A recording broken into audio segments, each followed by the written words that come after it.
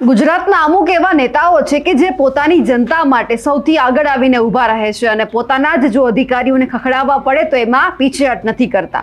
આવા ઘણા ખરા ઓછા નેતા છે અને એમાંના એક જે ધારાસભ્ય છે મોરબીના કાંતિ અમૃતિયા। આપણે હંમેશા તેમને સાંભળ્યા છે કે પોતાના લોકો માટે હંમેશા આગળ આવતા હોય છે અને અધિકારીઓને જે જગ્યા ઉપર ઊભા હોય, જ્યાં કામ નથી થતું, જ્યાં કામ અટકેલું છે, ત્યાં જ ફોન કરીને ખખડાવવામાં આવતા હોય છે।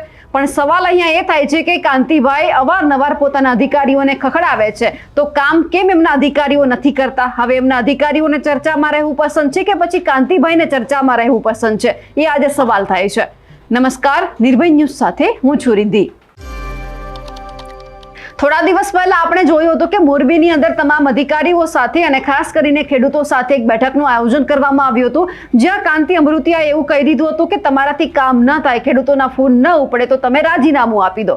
એ પછી આપણે બીજું એક એવું જોયું હતું કે જ્યાં કેનાલની અંદર પાણી છોડવાનું હોય ત્યાં નકરી ગંદકી હતી, એ ગંદકીને સાફ કરાવવા માટે, કારણ કે પાણી છોડવાની વાત હવે આવશે એટલા માટે તેઓ ત્યાં જઈ અને અધિકારીઓને ખખડાવતા નજરે પડ્યા હતા। આજે પણ એવું જ બન્યું કે મચ્છુ 2 ડેમ છે, એમાંથી જે મોરબી વાસીઓને પાણી આપવાનું હોય છે એમાં 17 મોટર મૂકેલી છે, પરંતુ માત્ર ત્યાંના અધિકારીઓ 10 મોટરનો જ ઉપયોગ કરે છે અને જે મોરબીમાં જીવન જરૂરિયાતની કે પછી કામ બાબતની પાણીની જરૂરિયાત છે ત્યાં એમને ઓછું પાણી મળે છે। એટલે કાંતિભાઈને એવું થયું કે એમના અધિકારીઓને જ્યારે આટલી સગવડ અને સુવિધા આપવામાં આવી છે તો પછી મોરબી વાસીઓને પાણી માટે કેમ તરસ્યા મારે છે? એટલા માટે તેઓ એ જગ્યા ઉપર ગયા અને કહ્યું કે મોરબી મચ્છુ 2 ડેમનું કામકાજ હજુ ચાલુ છે, રિપેરિંગનું કામ ચાલુ છે અને એ જ દરમિયાન હવે વરસાદ પણ ટૂંક સમયમાં નજીકમાં છે, થોડા દિવસ પછી પાણી પણ નર્મદાનું છોડવામાં આવશે। તો પછી જ્યારે પાણી છોડવાની વાત છે, પાણી અત્યારે છે, તેમ છતાં જ્યારે એમના લોકોને પાણી આપવામાં નથી આવતું એટલે ક્યાંક સ્વાભાવિક છે કે એમને પણ એવું થાય કે અધિકારીઓ કેમ આવું કરતા હશે। એટલે આજે ફરી એક વખત એમણે પોતાના અધિકારીઓને કહી દીધું છે કે કામ તો તમારે કરવું જ પડશે। પણ હવે અહીંયા સવાલ એ થાય છે કે મોરબીના જે અધિકારીઓ છે તેમને ચર્ચામાં રહેવું પસંદ છે કે પછી કાંતિભાઈને ચર્ચામાં રહેવું પસંદ છે? અવારનવાર આપણે આવા 3 થી 4 દિવસ દરમિયાન આ મુદ્દા જોયા છે, અધિકારીઓ માનતા નથી, સમજતા નથી। જો જે વ્યક્તિને સમજવું છે, જે વ્યક્તિને કામ કરવું છે, એકવારમાં કહી દેવામાં આવે છે તો બીજી વખત થઈ જાય છે, તો પછી ત્યાંના અધિકારીઓ કેમ કામ નથી કરતા? કે પછી એમના અધિકારીઓને એવું છે કે કાંતિભાઈ તો બોલ્યા કરે, કામ તો આપણે કરવું હશે એટલું જ કરશું। હવે આજે જે માથાકૂટ થઈ છે, અધિકારીઓને ફોન કરીને ખખડાવવામાં આવ્યા છે, તે સાંભળીએ।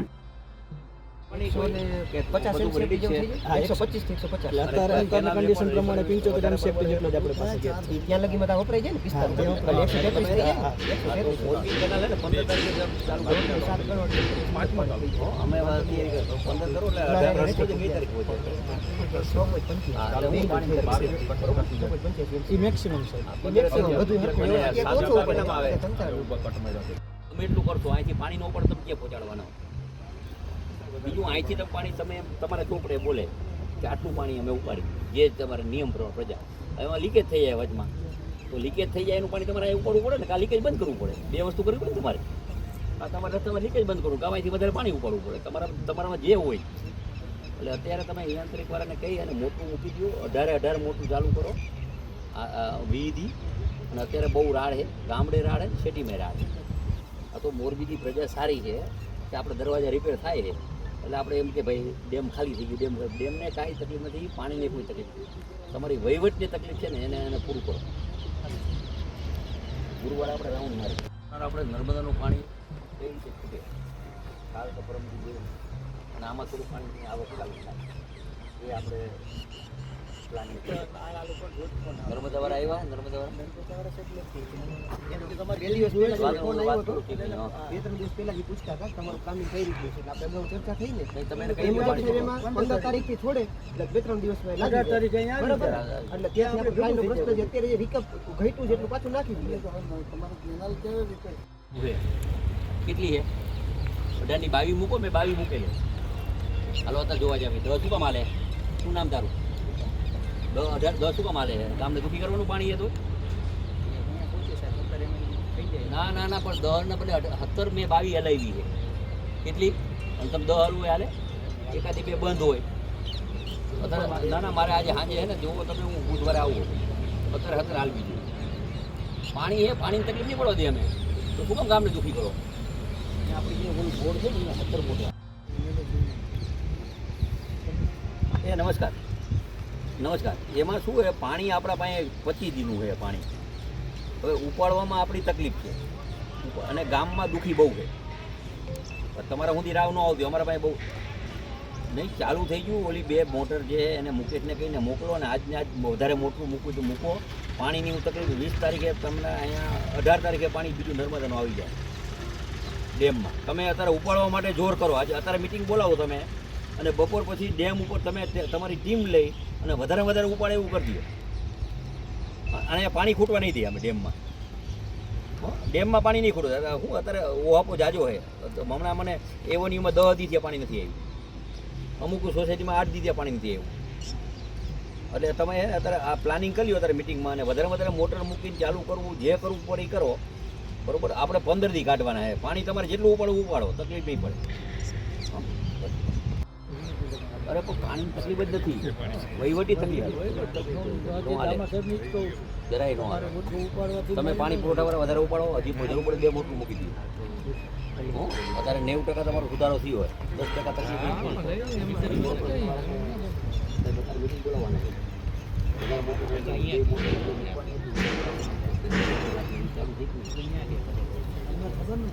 હજી આપણા પાસે 20 દીનું પાણી છે.